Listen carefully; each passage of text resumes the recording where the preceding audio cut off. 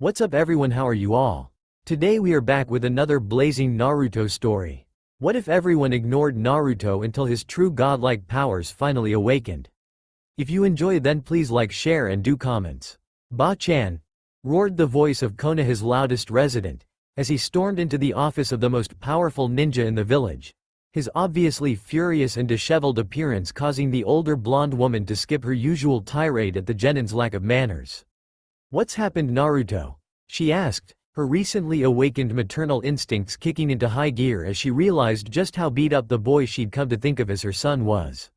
His usually pristine jumpsuit was practically in taters and soaked in blood, that she really hoped wasn't his. His face had a few scrapes and bruises, but they were healing quickly thanks to the fox's chakra. "They've gone too damn far this time. I've put up with all kinds of shit from them in the past, but they crossed the fucking line," he yelled as he paced back and forth, shocking the Hokage as she'd never heard him use such language before. "Naruto, calm down and tell me what happened. I can't help you if I don't know what's wrong," she pleaded, hating having to see her son in such a state and not knowing why. Naruto looked at her for a few moments in an evaluating manner, before he took a few deep breaths and slumped into one of the chairs in front of the woman's desk. "It started when I went to meet with the team this morning."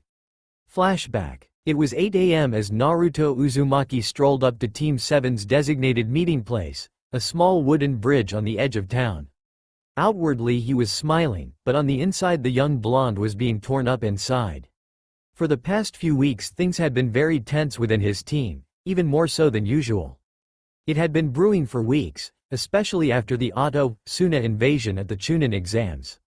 The team's dark-haired Avenger had been furious that his blonde dead last teammate had, again, defeated an opponent that he, a supposed Uchiha elite, could not.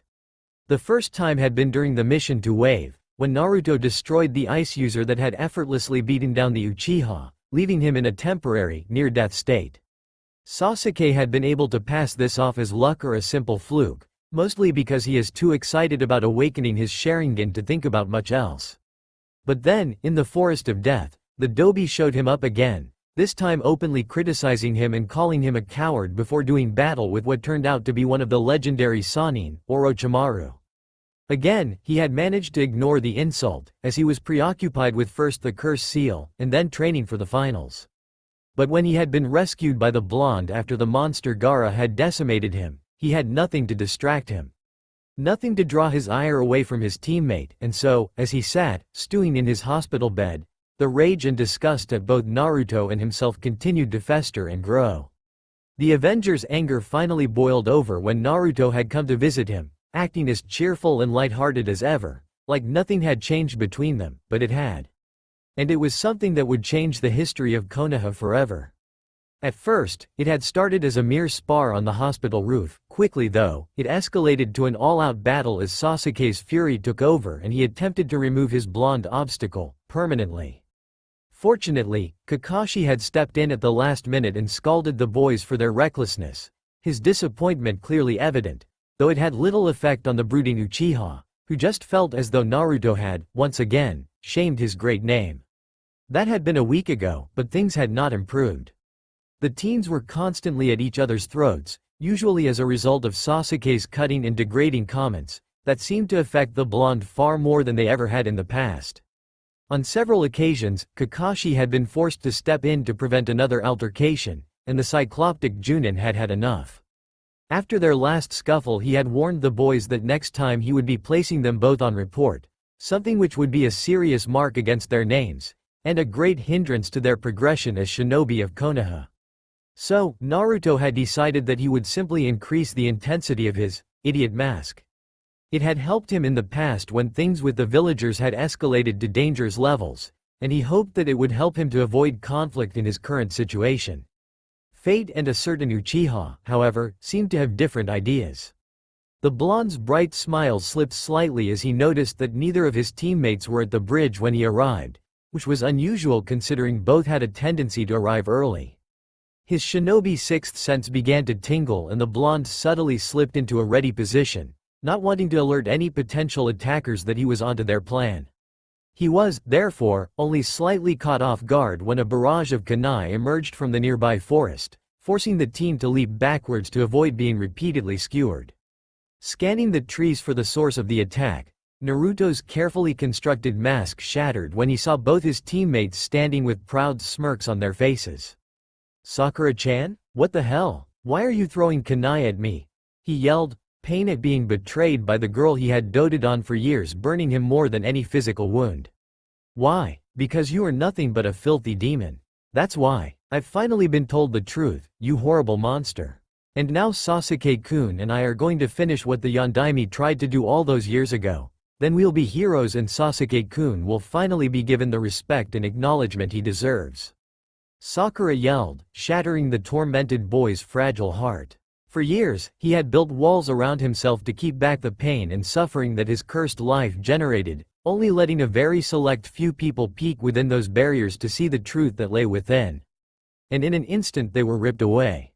The years of merciless scorn and torment, of brutal physical and emotional abuse, of debilitating, soul-shattering loneliness swept over the boy like a raging flood. And leading them all was his newest pain, the betrayal of the only person he had ever allowed himself to love romantically. The one person amongst his age group that he had thought for sure would accept him regardless of what he held, had scorned him, just like all the rest. He couldn't fight back the tears that flowed from his eyes as his mind was overloaded with all that he had held back throughout his short, but agonizing life. Eventually, however, one thing began to rise above the rampant tempest that was his current emotional state: rage. Ever since the day he was born, Naruto had been battered by hatred and disgust and fear, and once, when he was finally old enough to understand what was happening, he had lashed out against those that had wronged him. He had brutally beaten two much older boys that had been attacking him for using the slide at the public park. By the time he had finally been pulled off them, he was covered in blood, his knuckles were scraped and bleeding, his clothes were dyed red from the spatter that erupted from the children as he pummeled them even after they had long lost consciousness. When he had finally calmed down, his rage was replaced by fear and horror, not from the adults that were screaming at him for hurting their angels, but at himself. He had realized something terrifying at that moment: he loved blood. The feeling of it as it spattered on his face and clothes. The smell of it that lingered in his nostrils even after the Anbu had taken him away and rinsed him off. The image of it, flowing and coating the two helpless boys as they lay, broken and destroyed in the middle of the crowded park. He was absolutely intoxicated by it, and that fact scared him more than anything he had ever experienced before. On that day he had vowed to never let his anger get the best of him, out of fear that it would bring back that horrible beast that he had become when it did. And for almost a decade, he had succeeded. Even during his darkest times, his enraged fight with Haku, the frenzied attack on Orochimaru, and even his brutal battle with the demonized Gaara, he never once let himself go completely. But now the dam had broken and he was once again basking in the exhilarating freedom that came with completely letting go of your emotions. Before either of his young attackers could realize what had happened, Naruto had vanished, only to reappear in front of them, barely 5 feet separating the literally glowing blonde from his surprised and frightened teammates. "You have no idea what you have just done," the Jinchuruki growled, his tone displaying a terrifying mix of absolute rage and contemptuous amusement. "And what is that Onidobi?" Sasuke taunted, his Uchiha arrogance too far powerful to be overwhelmed by the terror assaulting his system at the moment. Naruto's eyes never once left the quivering form of his former love, as he raised his tightly clenched fist towards the Uchiha. "You've set me free," he answered calmly, which again, only proceeded to freak out his teammates more. "Why, you're the Kyuubi?" Sakura stuttered, all of her previous bravado long since dissolved as the reality of the situation became apparent. "Idiot, he always has been the Kyuubi, he's just finally showing his true colors." "Isn't that right, you demon scum?" Sasuke taunted, though his confidence in the situation had also notably decreased. "Me? The Kyuubi? And they call me the dead last," Naruto muttered, giving a grin that was a far cry from the good-natured ones of times past. This one was overflowing with contempt and hatred. "I am the container of the Kyuubi, you fucking moron. If I was the real thing, don't you think that I would have slaughtered all of you vile, hate-filled cretins years ago? No, it is not the Kyuubi you've awakened. It is the real Naruto Uzumaki, and for you too, that is much worse." Sakura's eyes widened in both fear and confusion, whilst Sasuke's smirk regained some of its confidence. "And what could you possibly do to us? Even Sakura can beat you. What makes you think you stand a chance?" His voice was cut off as the air was driven forcibly from his lungs, shortly before he was violently launched into a tree that had been over 20 feet away. What the hell happened? The fallen Uchiha thought frantically as he gasped for air. He hadn't even seen the blonde move, but he could plainly see that Naruto was standing where he had been, with his clenched fist extended. "You punched me?" Sasuke yelled, though due to his lack of breath, it came out as more of a gasping yelp. "Wow, impressive insight. Did you come up with that all by yourself? Or did someone give it to you like they always do?" Naruto taunted as he lowered his hand and stood in a relaxed position. "You son of a bitch. I'll kill you." Sasuke roared as he got to his feet and charged his teammate, kunai in hand.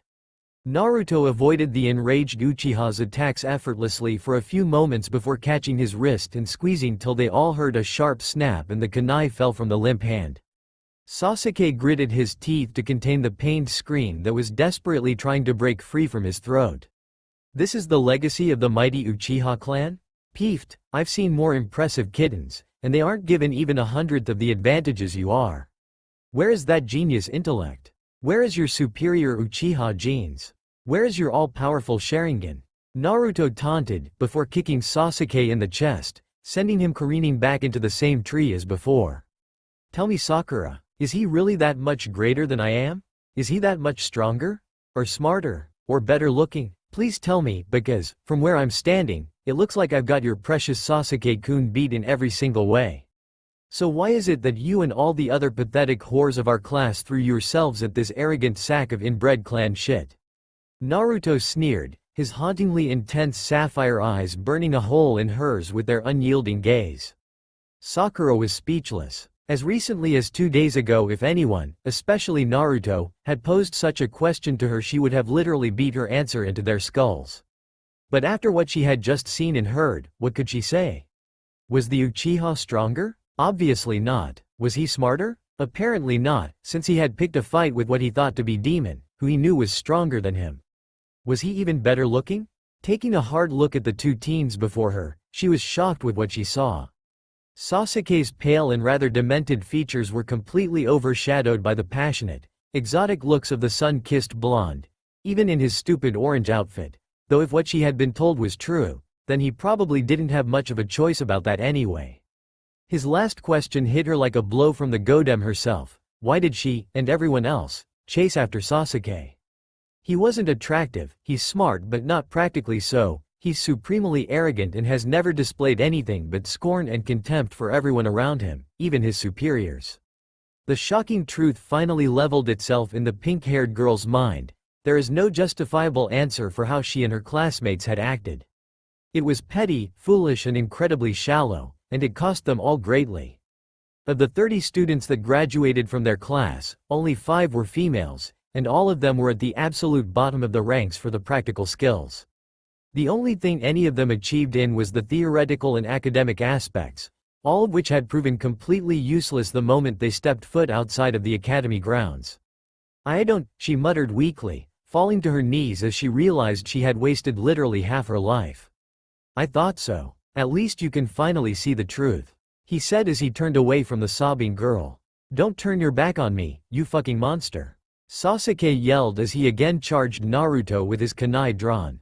Before he had even taken 3 steps, the Uchiha felt crippling pain in his healthy wrist as Naruto savagely kicked it, his chakra-enforced blow more than enough to shatter the bones. The blonde then landed a brutal spin kick to his head, fracturing his jaw and once again sending him flying through the air. This time though, the assault did not let up, as the ferocious Jinchuruki appeared behind the airborne Avenger, driving his knees into his back, forcing even the stoic Uchiha to let out a scream of agony. Launching his attacker up off his knee, Naruto proceeded to pummel the arrogant genin mercilessly for more than a minute, before finally letting his broken and battered form fall limply to the ground. Remember this lesson well, Uchiha. Choose your enemies very carefully, cause not everyone will stand by as you tread on them. Naruto crouched down, bringing his head close to that of the barely conscious Avenger. Consider this your warning. Cross me again, and I will bathe in that famous Uchiha blood of yours. Naruto threatened darkly, the almost giddy anticipation in his tone at the mention of his blood sent shivers down Sasuke's bruised spine. "Get away from the Uchiha demon!" yelled a new voice as a dozen Anbu appeared from nowhere, surrounding the teens.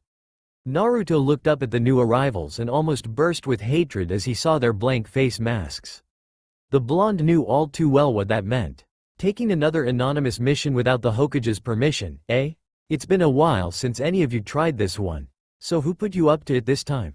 The villagers? The council? Naruto chuckled when he saw one of them flinch slightly at that. The council, huh? That takes me back. Those guys haven't tried a direct attack for nearly 5 years, though since the Sandame is gone, I'm not really surprised. He shook his head as he stood up to face the squad of shinobi, all of whom could probably beat him in a one-on-one fight, let alone all 12. For attacking and grievously wounding a fellow shinobi of Konoha, you are hereby sentenced to death, with the execution to be carried out immediately. The same voice declared, causing Naruto's rage to increase even more. You planned this. You told Sasuke and Sakura about the Kyuubi because you knew they'd attack me, and either they'd kill me or I'd wound them, giving you an excuse to finish the job yourselves. The blonde growled, his body literally trembling from his intense anger.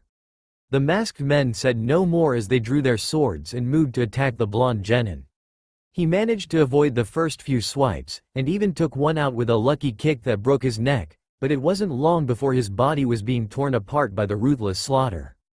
After some time the attack stopped and Naruto fell weakly to his knees, the pain and blood loss killing him, even as his wounds healed surrounded by a faint red glow.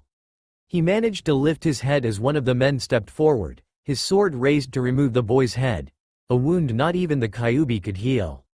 Surprisingly, Naruto did not feel the fear or even the anger that one would assume he would in such a situation.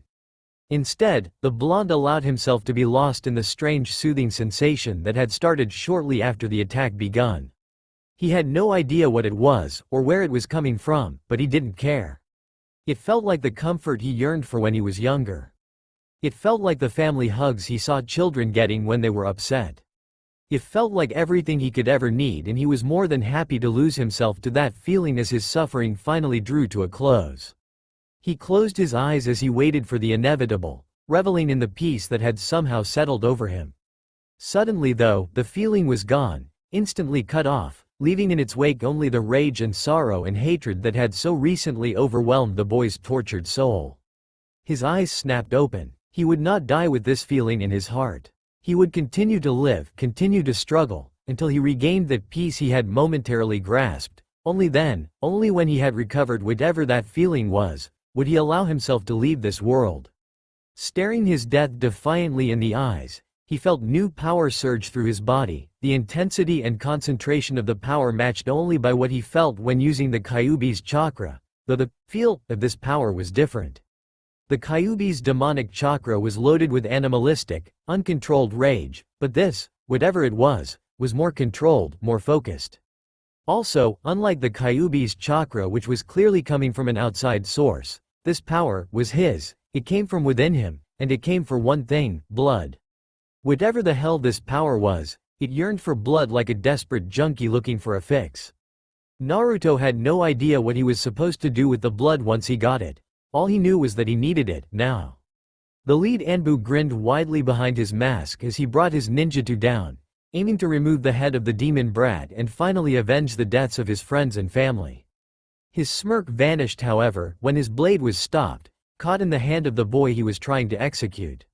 He was shocked to find that he couldn't bring his sword free, even as the blood poured from the boy's hand. His shock turned to horror as he noticed that the blood from the wound wasn't falling to the ground, or even trailing down the genin's arm, it was traveling up the blade and onto his hands. "What the fuck are you doing, demon?" he yelled, desperately trying to free himself from the blonde's grasp as the blood began to encircle his hands. The blonde said nothing, as everyone, himself included, watched in fascination and horror as the blood began to visibly tighten its hold on the man's hands, to the point that there was an audible crack, followed by a scream of pain from the Anbu leader. The blood is acting just like Gaara's sand, Naruto thought, the intense bloodlust temporarily overwhelmed by curiosity. I wonder what else it can do. As if reacting to his thoughts, The blood suddenly relinquished its hold on the man's mangled hands, and leapt back to Naruto, spreading over his right shoulder like a second skin. "What the foo?" the man tried to exclaim, but was cut off as a spike impaled him between his eyes, shattering his mask and killing him instantly. Staring at the spike intently, Naruto was somehow both shocked and not surprised that it had stretched out from his bloody shoulder. The death of their leader seemed to snap the other Anbu out of their trances as they all took up their fighting stances, with a few of the more reckless ones charging the blonde directly. Naruto's eyes widened in fear, then amazement as the blood spike dissolved back into his shoulder and was joined by the copious amounts of his blood that had been staining his clothing. The increased volume allowed the blood to spread, covering everything from his ribs to his shoulders, front and back. Not bothering to consider this development, the attacking Anbu were caught off guard as the blood lashed out at them, defending perfectly against the multitude of attacks the highly trained shinobi were showering on the boy. Snapping out of his own stupor, Naruto decided to go on the offensive and charged one of his masked attackers, picking up the defeated leader's sword as he ran. His strikes were amateurish at best, but his unpredictability, stamina and intoxicating bloodlust were more than enough to overwhelm the more experienced swordsman.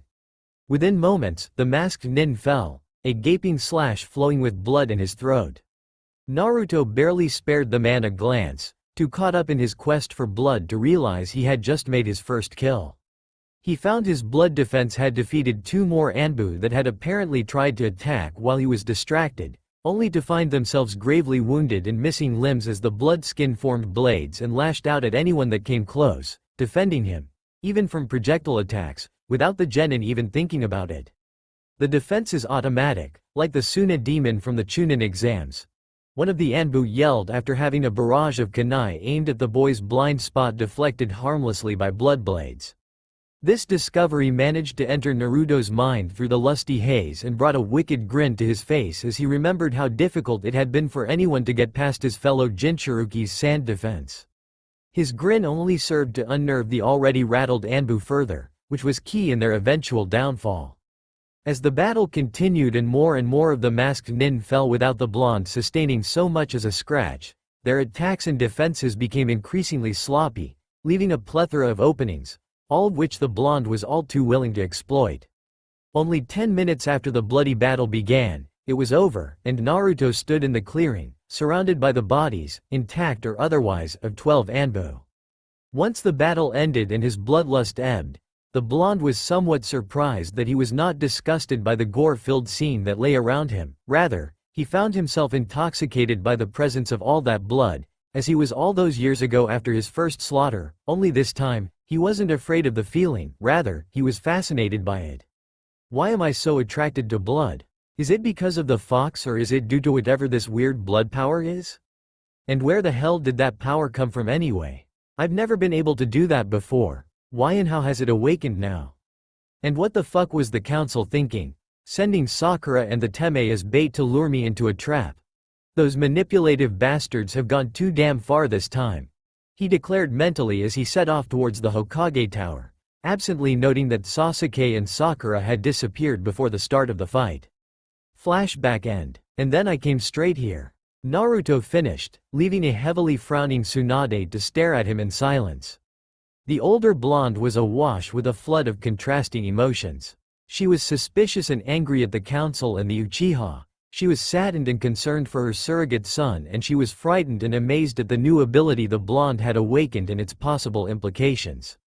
Letting out a long sigh, she turned and looked out the window towards the Hokage monument. "What would you do, sensei, grandfather, granduncle, Minato?" she asked internally, letting her thoughts wander to the great men that had preceded her and how they would have dealt with such a situation. After a few minutes, she turned back to the blonde, who was trying to control the blood that still covered his upper body. "I think it'd be best if you left the village for a while," she said calmly, though her expression was anything but. Naruto sighed and nodded, surprising the older woman. "I was thinking the same thing. It may not be safe to have me in the village until I get whatever this thing is, under control. And I could defiantly use a break from the villagers and all their bullshit, plus the council won't be able to do shit if I'm not in the village." Tsunade nodded in agreement, shocked by how well the boy was dealing with the situation, though she hid it well. The timing is actually quite good. Jiraiya will be returning from a mission in a few days. You can go along with him. Hell, I can probably convince him to take you as his apprentice. As much as I appreciate the offer, Ba-chan, I would prefer to go alone. I've never really had time to be by myself and think about who I am and what I want, without having someone around hassling me or interrupting. I think a trip by myself will be a great help to me figuring out some important things. Plus, the idea of spending a few years with that pervert sounds about as appealing as handing myself over to the villagers, bound and gagged. He said dryly, earning both a chuckle and a frown from the conflicted woman.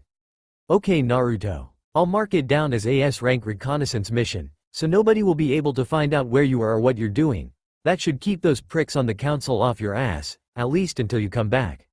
Naruto smiled warmly and gave the busty woman a loving hug as she rose to see him out. Thanks so much for this. And I want you to know that if I ever had a mother, I would want her to be exactly like you. I love you, Ka-chan. He said softly, as both of them began to cry. I love you too, Naruto-kun. Be sure to keep yourself safe out there. I don't think I'd be able to cope if I lost you too. She pleaded desperately. Naruto pulled back from their embrace and looked into his mother's teary, hazel eyes. I promise you, on my dreams and everything that I hold precious, I will return to you. He declared, his voice filled with nothing but love and determination. Tsunade only nodded, not trusting her voice anymore, as the young blonde embraced her one more time and left her office, soon to be leaving her village and her protection. The thought of him alone in the world scared her immensely, but in her heart she knew that no matter what happened in the world, her son always keeps his promises. He would be back, and until that day she would wait and prepare, determined to make the young blonde's life better, and she knew just where to start. Shizune! She yelled, summoning her teary-eyed assistant, who had no doubt been listening in on the conversation. Hi, Tsunade-sama? The dark-haired woman said as she bowed to her longtime master and companion. Bring me all the hospital records for the 3 months leading up to the Kyuubi attack, as well as all of Naruto-kun's medical files. I'm going to find my son's parents. It had been more than 3 years since had begun rejoicing the sudden departure of their resident demon. Well, most of them did. There were a select few that missed the blonde troublemaker greatly. Amongst them were the Godem Hokage and her assistant, the boy's adoptive mother and sister, the Konoha 12, minus Sasuke, who were his peers and friends, and the owners and operators of a particular ramen stand, whose business had plummeted nearly 50% in the boy's absence. All of them waited anxiously for the day when he would return, all of them silently cursing the Hokage, who had not thought to put a time limit on the Genin's mission. It started like any average spring afternoon for the people of Konoha, but that was soon to change, as after 3 years, 2 months and 15 days, Uzumaki Naruto had returned to the village hidden in the leaves, and he didn't come back alone. Izumo and Kotetsu sat at their post in front of the main entrance to their home village, kicking themselves for having woken the Godem from her afternoon nap, the particular mistake that had earned them gate duty for a month. To pass the time, the two incredibly bored Chunin had begun playing I Spy. That was 3 hours ago. Now, Izumo, the slightly less moronic of the pair, was becoming increasingly fed up with his partner's incessant continuing of the childish game. Oh, I've got a good one. I spy, with my little eye, something beginning with, God damn it, Kotetsu, if you use tree one more time, I swear I am going to rip your he. It's not trees this time, it's something new. Something beginning with F, the blue-haired man announced proudly. Sighing and deciding he could humor his longtime friend one more time, Izumo looked around. Foliage? He asked, pointing to the trees lining either side of the road. No, it's got nothing to do with trees. What the hell starts with F, he yelled, his patience for the game having run out a long time ago. Kotetsu smirked victoriously. Freaky red guy, he stated, pointing towards 3 figures that had just become visible down the road, the middle one of which was wearing all red. First of all, you can't use adjectives in I spy, that's cheating, you jackass. Second, just because a guy wears all red, doesn't make him freaky. In our business you can't judge people by how they look. Think about Guy, if you just looked at him, you'd think he was a demented idiot who. Guy is a demented idiot. Kotetsu replied flatly. Regardless, you can't judge someone just by how they look. Say what you want, that guy is freaky, look at him. Kotetsu declared. Izumo sighed again before taking a better look at the red man. He was a little taller than average, about 6 feet if he had to guess. He had shaggy blonde hair, with blood-red streaks running through it that hung loosely around his head, almost covering his eyes. His clothes, for the most part, looked be standard-issue shinobi gear, long, loose pants, a tight long-sleeve shirt, and average sandals. The only things that made him stand out were the heavy cloak draped over his shoulders, the mask covering the lower half of his face, and the fact that all of the clothes were crimson, and if you looked closely at them, almost looked like they were composed entirely of a liquid, rather than any fabric, making it look eerily like he was wearing an outfit made entirely of blood. Okay, he is freaky. What the hell is with those clothes? Izumo asked quietly, since the travelers were now within hearing range.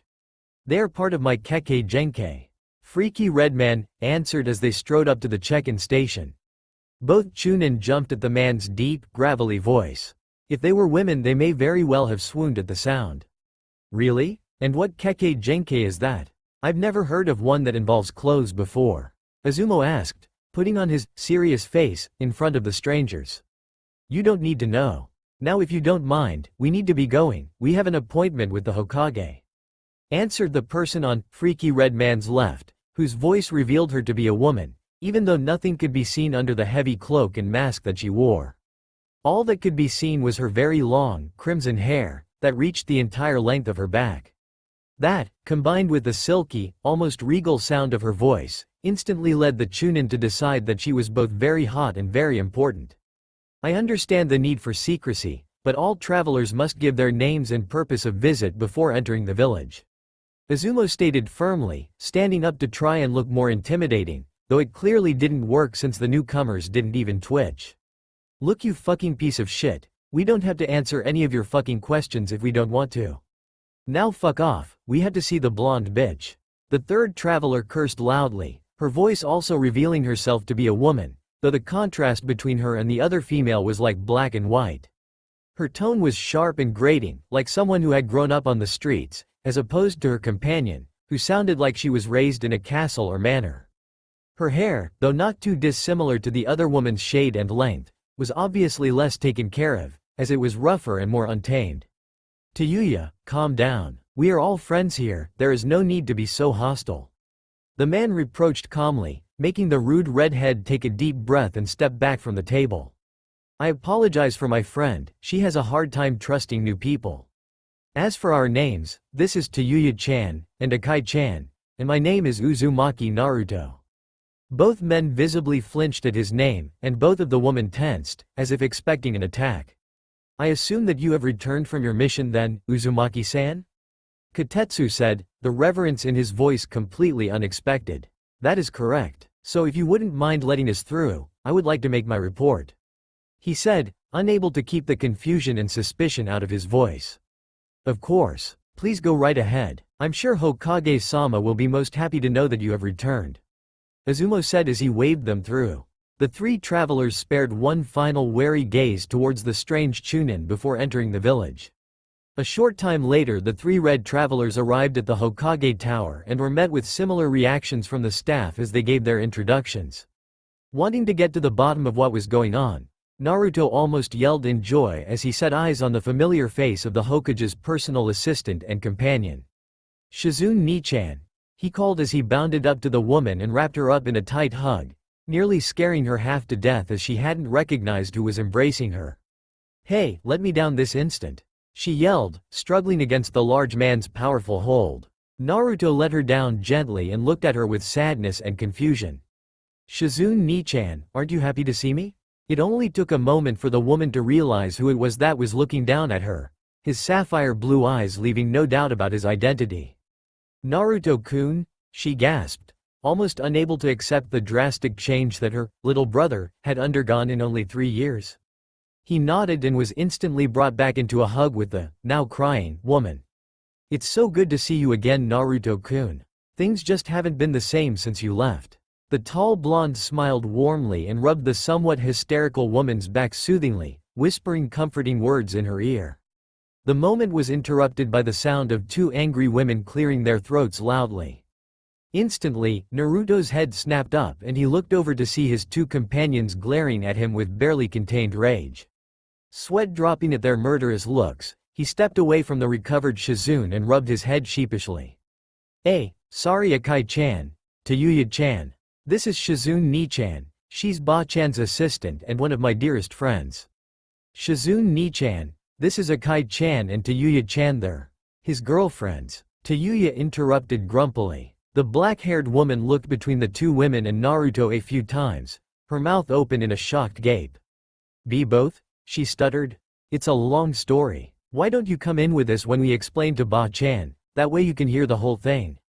Naruto suggested, walking over to his women and putting an arm around each of them in what he hoped was a placating manner. Shizune gave a nod and they all entered the Hokage's office, not bothering to knock. "Who the hell are you? And what do you think you're doing barging in here like that?" Tsunade yelled, her tone somehow even grumpier than Naruto remembered, causing him to sweat drop lightly. "I'm offended you don't recognize me, surely I haven't changed that much, Ka-san," Naruto said with a fake hurt expression that the woman could only identify thanks to years of dealing with a certain mask-wearing, porn-reading Junin. Naruto-kun?" she stammered out, already having left the desk and begun inspecting the tall man, moving faster than any of them thought she was still capable. "In the flesh. It's good to see you again, Ka-san," he said with a wide smile. Tsunade said nothing more as she pulled her son into a tight embrace that may have broken bones if it wasn't for his impressive conditioning. He rubbed her back gently as she began to shed tears of joy, holding no shame in her emotional display at seeing her favorite genin back home safely, and apparently having grown into a powerful young man, if his presence and aura were anything to go by. After a few minutes of quiet assurances and soothing words from the younger blonde, Tsunade regained her composure and stepped away from the young man, wiping her eyes clear of tears as she did so. "So Naruto-kun, would you mind telling me why you haven't ridden for 3 years? Or how you grew so much in only 3 years? And who these two people are?" Tsunade asked, her stern Hokage voice coming back after a brief absence. Naruto sheepishly rubbed the back of his head and ushered for them all to sit down. "It's kind of a long story, but I guess it starts with." Flashback. It had been 6 months since Naruto had left the village hidden in the leaves and, for the most part, things had been uneventful. He had merely been traveling from town to town, seeing the sights, meeting people and generally enjoying his anonymity. That had not been the case today, however. No, today he had been involved in the most desperate, terrifying battle of his life, and he had only just survived. But it was not thanks to his own merits that he had survived. Sure, his newfound prowess with his blood manipulation was helpful, but he owed his existence to one being, the Kyuubi. Had it not been for his tenant, the 12-year fiasco that was Naruto Uzumaki's life would have come to an end. Deciding that he was not going to be an ungrateful vessel, Naruto began to meditate, using a technique he had discovered to bring himself into the domain of his powerful prisoner. After only a few minutes, the boy found himself in the somewhat familiar tunnels of his mind, ankle-deep in that unidentified liquid that he had never gotten around to asking about. Shrugging thoughts of the suspicious fluid out of his mind, Naruto wandered down the paths, following the simultaneously intimidating and comforting sound of the demon's heavy breathing. "Hey Fox," he greeted as he entered the large cavern that housed the cage of his prisoner. "What do you want, human?" the enormous fox growled. "Relax, I just wanted to say thanks for helping me out back there. I'd have been done if it wasn't for you," Naruto explained, giving a respectful bow that made the ancient demon raise an eyebrow, or whatever it had instead of eyebrows. "Foolish child, if you had died, I would have gone with you. Besides, I always appreciate the chance to punish you pathetic cretins." The Kyuubi laughed. "Punish? What are you talking about?" Naruto asked, confused by the demon's choice of words. "Before I was sealed into your disgusting little body, I was a servant of Kami, and it was my job to seek out and punish those that had been deemed particularly vile, or acting in opposition of Kami's laws. Did you not ever wonder why I attacked your village?" Naruto paused to consider this. Truthfully, he had never thought about the reason why Kyuubi would have attacked his village. It never seemed important, but now that he thought about it, it did matter. "Honestly, I never did. Everyone just assumed you were some mindless beast looking for destruction," he replied sheepishly. "Foolish humans. always overlooking the important details in favor of the simplest answer. And you wonder why we call you stupid? The demon muttered as it shook its large head. Hey, with all the shit those dumbass villagers put me through, I'm exactly inclined to disagree, but there are some good people out there. Naruto defended. Perhaps. But I maintain that the vast majority of your kind are barely above the mindless beasts you call demons. I don't understand, aren't you a demon? Naruto asked, once again confused by the fox. Kyuubi let loose a barking laugh. You humans truly know nothing of the world surrounding you. There are 4 levels of immortals in this world. The lowest are what are commonly known as demons. These are mostly mindless beasts that wander around, causing mayhem and destruction, possessing humans and the like. Next, there are the greater demons. These are similar to the lower level kind, but are capable of conscious thought and are usually much more powerful. An example of one of these was Morio, who attacked a country not far from here a few years ago and was sealed by a local priestess. Above them are the demon lords, such as myself and the other Biju, though personally I always thought Shukaku shouldn't have been counted as one of us, the chubby psycho. Naruto cleared his throat, bringing the demon lord out of its mutterings. Anyway, then above us is Kami, who is supremely powerful and can never be defeated blah blah blah. Mind you, that lazy bastard hasn't done anything in more than a millennium, always making us do his dirty work. Naruto's sweat dropped at the sight of an immortal fox bitching about its boss like a whiny teenager. He cleared his throat again, bringing the fox back to the topic at hand. Oh, and there used to be another level in between us and Kami, the demon royalty, but they were wiped out millennia ago, when they tried to overthrow the big boss. Dumbasses. Even if he never does anything, everyone knows you don't screw with the guy that made you. That's just common sense. I see. But what does this have to do with why you attacked Konoha? Naruto asked. The fox paused for a moment, then let out another barking laugh. Nothing actually. I guess I got a bit sidetracked. It answered simply, causing Naruto to face vault in classic anime style. So why did you attack Konoha? He asked impatiently. I didn't. Well, not at first. I was sent to take out a few people in your village that had been toying with Kami's laws, trying to gain immortality and a few other things humans were never meant to mess with. Now usually, if it was only a few weak mortals, I would have gone in my human form and done it quietly, but some of the lower demons had been pissing me off recently, so I went in my true form. Naturally, when your stupid villagers saw a gigantic fox heading towards them with an apparent intent to kill, they didn't bother asking questions. They just assumed I was going to kill them all and they attacked me. Being that I was already pissed off and they were stopping me from completing my objective, I kinda retaliated. And the rest is history. I killed a few hundred of the ninja, then that blonde bastard appeared out of nowhere. Next thing I know, there is a bright flash of light and I'm stuck in this dump. Naruto gaped at the blasé-looking demon. So you killed hundreds of people and ruined my life, because you were pissed off at some lower demons that had been annoying you? The shocked boy yelled. Well, when you put it like that, I sound like a total ass, but yeah, that's the basic gist of it. To be fair though, if the people I killed were anything like the ignorant bastards that have been torturing you all these years, they got what was coming to them. Kyuubi replied defensively. Okay, well, thanks for the help and the interesting history lesson. But I'll just be on my way. Naruto said as he started to leave his mindscape. Sure thing little one, drop by if you ever want to chat. The fox declared in an eerily chirpy tone. For the next few months, Naruto continued his travels, continually working on increasing his control over his blood ability. In one of his, increasingly common discussions with his tenant, the Kyuubi had suggested that he try keeping the blood attached to his body, so he wouldn't have to keep cutting himself whenever he wanted to use it. Naruto had agreed it was a good idea, but had quickly learnt that if he didn't keep the blood in near constant motion, it would dry out and he would be left, caked in a useless rusty brown crust.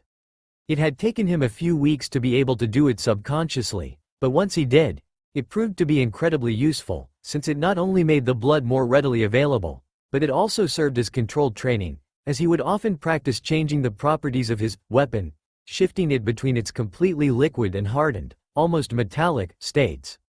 He had found, during an experimentation session, that he could get the blood to take almost any form or quality, so long as it was attached to him. As soon as the connection was severed, it would revert to its natural, fluid state. This was disappointing as it meant that he couldn't use it as a projectile, and if someone ever managed to get the blood away from him, it would be useless. During his next chat with the Kyuubi, they had discussed this development, and decided that he could avoid the projectile limitation by simply increasing his volume of blood. Then he would be able to stretch it much further, increasing his range and reducing the need for projectiles. So, under the supervision and advisement of his demonic companion, he had begun bloodletting, as much was safe, and had managed to drastically increase his blood stock, as he'd begun referring to it. This increased capacity brought with it another issue. Previously, when not in use, the blood would remain under his clothes, a sort of second skin that wasn't visible from the outside. Now though, there was far too much to be spread over the hidden sections of his body without making it quite thick and making him look rather misshapen, with a torso and legs, but lean arms and head. Once again, it was one of his conversations with the Kyuubi that provided the answer. The fox had jokingly suggested that the blood was similar to its fur and that he should simply go all natural. And while he had initially disregarded the idea as another of the strangely childish fox's jokes, he had realized that it actually wasn't that bad an idea and had abruptly left the mindscape to test his theory. He was pleased to find that, after a few failed attempts, he could actually form the blood into what looked and felt just like real clothes, albeit they had to be red since he couldn't manage to change its color, like he could everything else about it. After experimenting with his newfound ability, Naruto finally decided on making only his top out of the liquid, and leaving the rest of his outfit, real clothes, since he didn't want to be caught without pants if he lost his concentration sometime. As the time passed, however, and his store increased even further, he was forced to make additions to his outfit. He started with smaller items like gloves and sandals, then a mask like Kakashi's, but eventually he simply had too much and was forced to take the final step, replacing his pants, though he always wore real underwear, just in case the worst happened. He had found, much to his surprise, that he felt far more comfortable when wearing his blood clothes than he had ever been in real clothes, almost as if it was only natural for him. Kyuubi suggested it must be a part of his ancestry, since the feeling he described was similar to when it returned to its true form after being in human form for a while. Whilst the idea that this was his natural form intrigued Naruto, he had no way of knowing if it was related to his ancestry, since he had no idea who his ancestors were. Flashback pause. Wait, does that mean that the clothes you are wearing now are all made of blood too? Tsunade interrupted. Naruto nodded as his cloak and top reverted back to their blood shapes and formed into a set of giant bat wings off his back, leaving his muscled torso exposed to the hungry eyes of Akai, Tayuya and, surprisingly, Shizune. Well, that answers that. Tsunade muttered, throwing a book at her drooling assistant.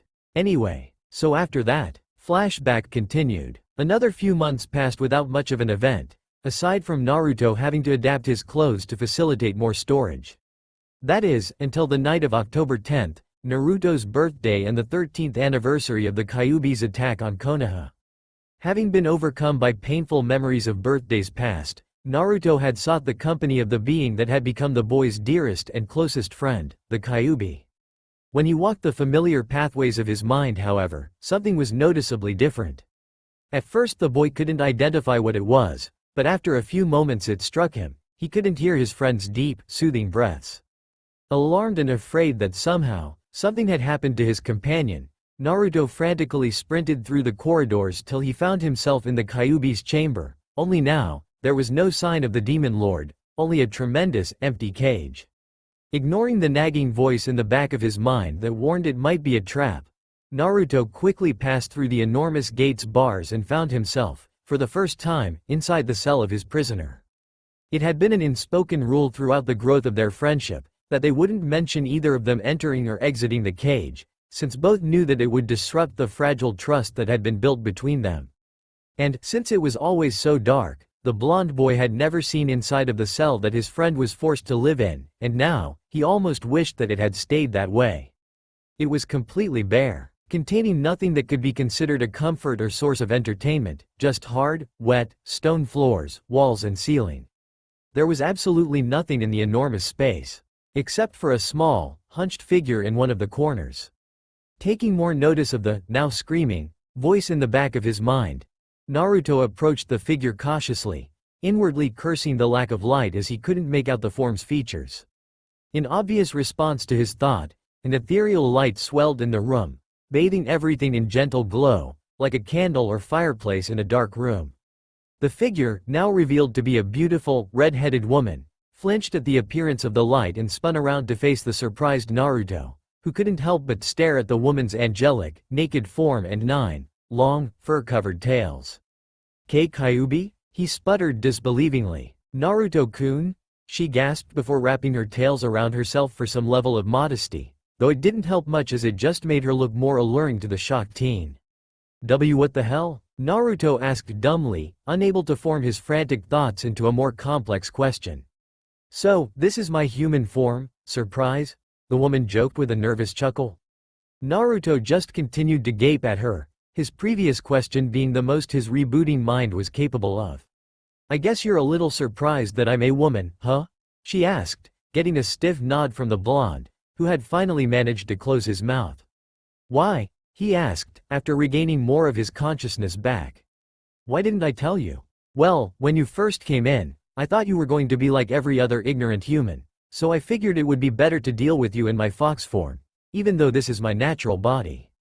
In truth, I only used the fox form when I was trying to intimidate people or in a particularly nasty battle. 90% of the time, I chose to stay in this form. Do you have any idea how hard it is to live as a 100-foot-tall fox?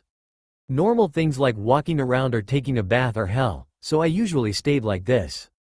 But then we started to become friends and I was afraid you would be angry if you found out I've been lying to you this whole time. She said sadly, hanging her head. Naruto smiled and walked over to the gorgeous woman, pulling her into a comforting embrace. And you call us humans stupid? What part of having an unbelievably beautiful naked woman as my best friend was I supposed to be angry about? This is actually a huge relief. For the last couple of months I'd been worried I was turning gay or whatever it is when you like animals, since I keep having these dreams and fantasies of us in a relationship. Naruto explained with a light chuckle. You're serious? She asked in a surprised tone. Of course. I thought you could read my thoughts, I assumed you knew. No, all the seal lets me do is monitor what is happening right now on the outside. Aside from that and sending my chakra to heal or strengthen you, I can't do anything from in here. She explained. Kami, that must be boring, no wonder you're always trying to get me to come in here and talk to you. Naruto exclaimed. Kyuubi pulled back from the embrace and looked away from her container shyly. Actually, that's only part of it, I really like spending time with you. She admitted sheepishly. Wait, as in, that's right, I like you too. She interrupted. Naruto gaped at the beautiful woman again, unable to comprehend what she had just confessed. As in like, he asked, getting a frustrated sigh from the woman, who suddenly turned back to him and locked him in a passionate kiss. Does that answer your question? She asked with a smirk, as she saw his flustered expression. I don't know, you might have to do it again, Kyuubi-chan. He replied with a matching smirk as he snapped out of his daze. Her grin only widened at his playful statement and she leaned back into his body. Well, if I have to. And for the record, my name is Akai, not Kyuubi. She declared before pulling him into another world-shattering kiss. Flashback pause. Tsunade and Shizune gaped at the people in front of them, though they were looking at different people. You kissed the Kyuubi? Tsunade yelled, but she was drowned out by Shizune's even louder scream. Akai-san is the Kyuubi? She shrieked, drawing her master's attention before it shifted back to Naruto and his female companions. Yes, but can you keep it down? We're trying to keep it a secret. He replied sternly. Would you mind telling me what the hell you were thinking starting a relationship with her? And why and how she is not sealed inside of you? Tsunade asked, and, though she kept her voice level, everyone could feel the anger radiating off her. Calm down, Tsunade-san. I assure you I mean you no harm, and even if I did, Naruto-kun is more than powerful enough to restrain me. Akai assured, calming the Hokage considerably. Is that true, Naruto-kun? Are you more powerful than she is? The blonde Kunoichi asked. Naruto nodded seriously. It's a byproduct of how Akai-chan was released, you see. Flashback continued. It had been 3 months since Naruto had begun his relationship with his tenant, and in that time they had grown considerably closer. Emotionally, you can't get closer physically than literally living inside the one you love. As they often did, the couple was passing the time lying on the grassy hills that populated the redesigned cage of the Demon Lord, simply enjoying each other's company. "It sucks we can't do this in the real world," Naruto grumbled, realizing that he would have to leave soon, lest he risk someone finding him and proclaiming him to be in a coma, as had happened quite a few times since their relationship began. "True, but we both know the only way for that to happen is if I were somehow let out, and I don't think that damn Yondaime seal is going to let that happen anytime soon," Akai replied, snuggling deeper into her man's side as she too realized their time was almost up. "That's it, we can remove the seal," Naruto exclaimed, sitting up abruptly and accidentally throwing his love off him. "You know we can't do that. We don't know what would happen. We could both die, or even if we didn't, who knows what the influx of demonic chakra would do to you. It's not worth the risk," the redhead reprimanded as she stood up, dusting off the kimono she wore despite Naruto's complaints. Naruto had let the matter drop, or so it seemed, as 3 days later, Akai woke as her entire domain began to quake and fluctuate wildly, as if it was unstable. Quickly guessing what the problem was, she raced to where the manifestation of the seal was now located and was horrified to find Naruto writhing in agony on the ground, the torn piece of paper clutched in his hand. "Naru-kun!" she screamed as she ran over to his side, wrapping him up in a tight embrace to try and give him some comfort from the obviously excruciating pain. "What the hell were you thinking?" she yelled as he continued to convulse and tremble. "I finally found it again," he muttered before he passed out from the pain, leaving the terrified demoness to cry and pray as everything began to fade. Naruto awoke abruptly 2 weeks later to find himself enveloped in the comforting feeling that he had searched almost a year to find. Turning his head, he was delighted to find the sleeping form of the woman he loved laying next to him, her lithe body draped over his, giving him that indescribable feeling of security and warmth that came from being with the one he loved and who loved him. He had recognized the feeling the first time that he and his tenant had embraced. It was the same one that had soothed him, however briefly, during his fight with the Anbu. And now that he had it back, he vowed on his very soul that he would not let anything take that feeling away again, no matter what the cost. So when he had realized that he had an opportunity to set the being that gave him that feeling free, he didn't hesitate for a moment, regardless of the possible costs to himself. He smiled warmly as he saw the sleeping beauty begin to stir, shifting slightly so that they were eye to eye when her ruby-red orbs finally opened. "Morning, Akai-chan," he said softly, before yelping in pain as she whacked him over the head. "You stupid son of a bitch. What the hell were you thinking removing the seal without even telling me? I could have helped you prepare for it better, you dumb bastard," she yelled, getting into the mount position and thumping him repeatedly on the chest, or at least she would have, but she found herself completely restrained by vine-like appendages of blood that extended from the blonde's chest. Absently, he noted that his blood had not reacted by itself since that fight where his demon love had saved him, and wondered why it was doing so now, but shrugged it off when he noticed the half-furious, half-concerned look that Akai was giving him. "I know you are upset, Akai-chan, but I am not going to apologize because I don't regret what I did. Since my blood is here and so are you, that means that you are on the outside, and, since I don't see Cammy yelling at you for slacking at your job, I know we aren't dead. Which means that you are free and we got away without any serious consequences," he declared with a proud smile, that quickly faded when he saw her look away from him. "What's the matter?" he asked, ordering his blood to release its hold on his girlfriend.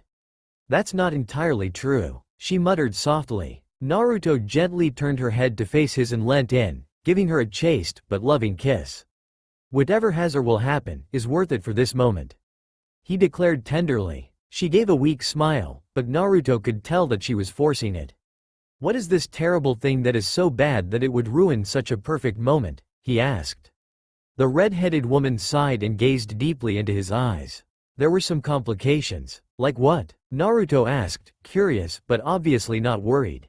"After you removed the seal, my chakra began flooding your system, as we knew it would, but your reaction was more intense than I had anticipated.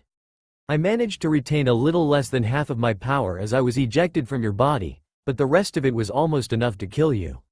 If I had taken any less you would have died, regardless of your special circumstances," she explained gravely. Naruto creased his brows in confusion.